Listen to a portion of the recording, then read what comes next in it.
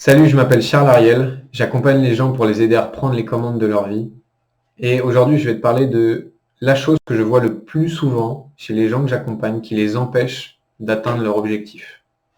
Il n'y a pas longtemps, j'ai terminé un travail de coaching avec une femme dont un de ses objectifs était la perte de poids. Donc je l'aidais pas du tout au niveau nutrition, sport, etc. parce que c'est pas mon domaine. Je l'aidais au niveau psychologique pour voir qu'est-ce qui inconsciemment pouvait l'empêcher d'atteindre ses objectifs. Et un de ses objectifs, c'était la perte de poids.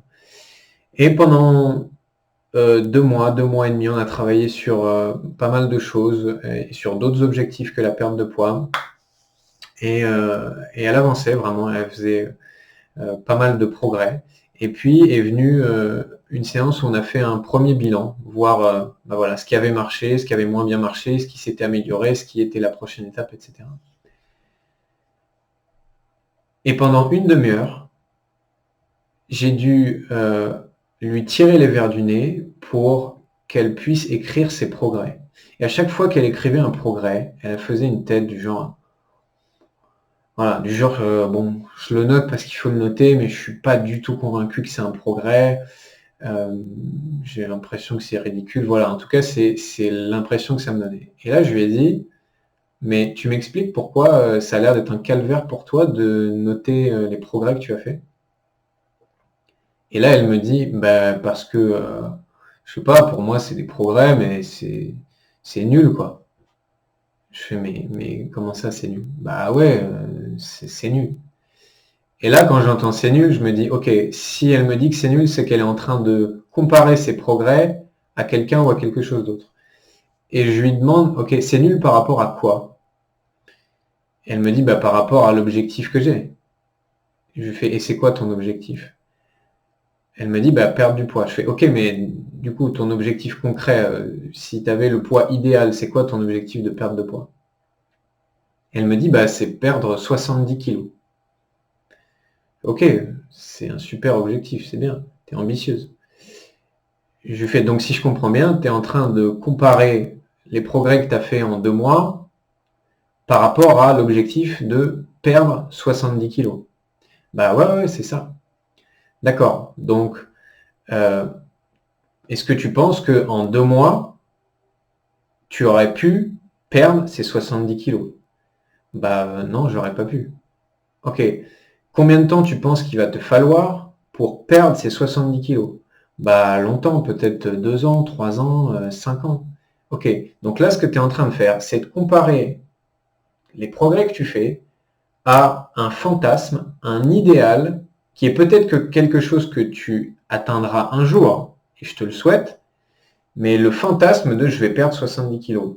Et il y avait une partie d'elle, inconsciente, qui croyait que, bah ouais, en 2 mois et demi, 3 mois, 4 mois, elle allait perdre 70 kilos ou 40 kilos ou 50 kilos.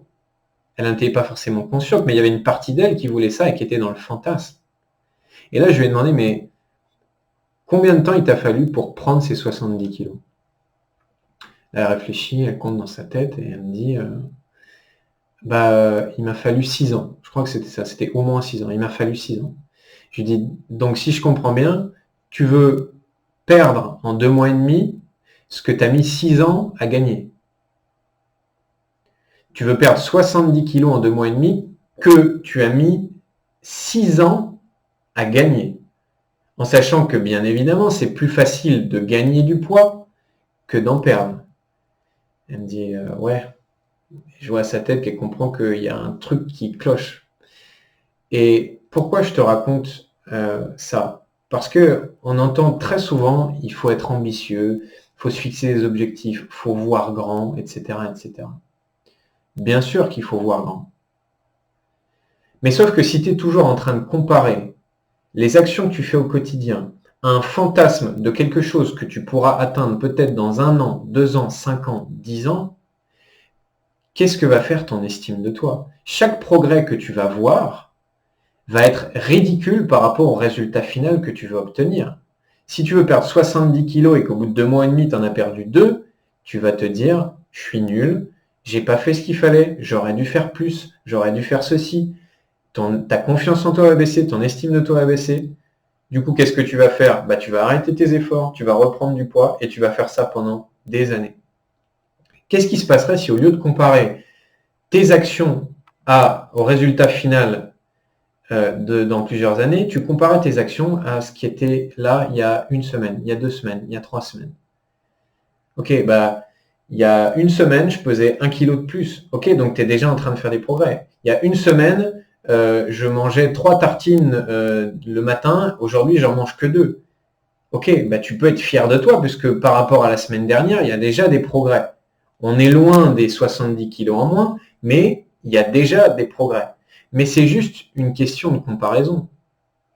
Donc, bien sûr qu'il faut voir grand. Bien sûr que si tu as des projets, des rêves grands, continue à voir grand. Mais agis petit. Agis petit. Qu'est-ce qui va se passer si tu as juste ton objectif final en tête, mais c'est effrayant. Moi, il y a quelques années, j'avais un objectif, c'était faire le tour du monde. J'avais jamais voyagé de ma vie. 0 fois, j'avais quitté la France de ma vie il y a 4 ans. Objectif, faire le tour du monde.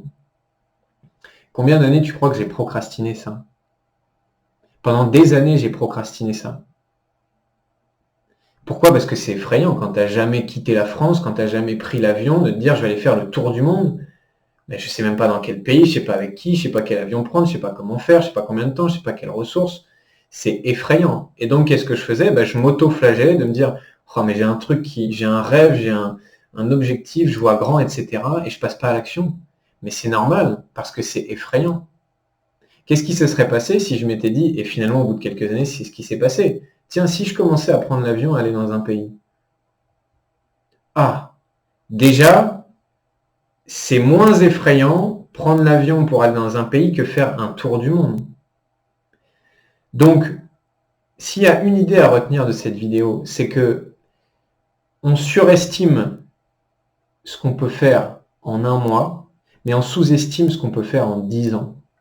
On croit et on nous fait croire qu'il suffit d'une semaine, 1 mois, 2 mois pour avoir des résultats extraordinaires. Oui, bien sûr, ça peut arriver, mais la plupart du temps, les résultats extraordinaires, ils viennent avec du temps, ils viennent avec des habitudes, ils viennent avec des comportements répétés et ils viennent avec des petits pas. Au lieu de comparer ce que tu fais à ton grand rêve et ton grand rêve dans un coin de ta tête et découpe ton grand rêve en petites étapes, en petits pas. Si tu veux manger un éléphant, il va falloir que tu le coupes en tout petits morceaux. Et l'éléphant, tu vas mettre 200 jours à le manger. Et tu vas en manger une assiette par jour. Mais tu ne vas pas manger l'éléphant d'un coup. Donc garde ton gros objectif, garde ton éléphant si tu veux. Découpe-le en petits morceaux. Qu'est-ce que tu peux faire aujourd'hui? C'est quoi la petite action, le petit pas qui est OK pour toi, qui te fait peut-être un peu peur, mais qui ne te fait pas suffisamment peur pour abandonner et procrastiner, que tu peux faire aujourd'hui et qui va te rapprocher de ton gros éléphant, là, de ton grand rêve qui vraiment te fait kiffer. Quand tu vas commencer à comprendre ça, eh ben, tu vas arrêter de procrastiner, tu vas arrêter de t'autocritiquer, de penser que tu es nul et de créer la croyance que tu n'es pas capable d'accomplir ce qui est important pour toi. Will Smith dit mes parents m'ont appris une chose, c'est que si tu veux construire un mur, ne te concentre pas sur le mur. Concentre-toi sur la brique que tu es en train de poser. Et ton seul objectif, c'est pas de construire un mur, c'est de poser cette brique pour que ça soit la brique la mieux posée que personne n'ait jamais posée. Ne te concentre pas sur le mur, concentre-toi juste sur la brique. Et brique par brique, au bout d'un certain temps, ton objectif, il sera peut-être atteint. Mais si tu te concentres sur construire un mur, ça ne marchera pas. Est-ce que tu t'es reconnu à un moment donné dans cette vidéo? Est-ce que tu as déjà eu un projet, un objectif, ou est-ce que tu as actuellement un objectif, un gros rêve que tu n'as pas encore commencé à entreprendre parce que justement, tu n'as pas encore décidé de le couper en petits morceaux et de faire des petits pas? Si c'est le cas, mets-le-moi en commentaire. J'espère que cette vidéo t'a aidé. Peut-être qu'elle t'a débloqué pour que tu puisses commencer à faire des petits pas, entreprendre ton objectif. Je te dis à très vite pour une nouvelle vidéo.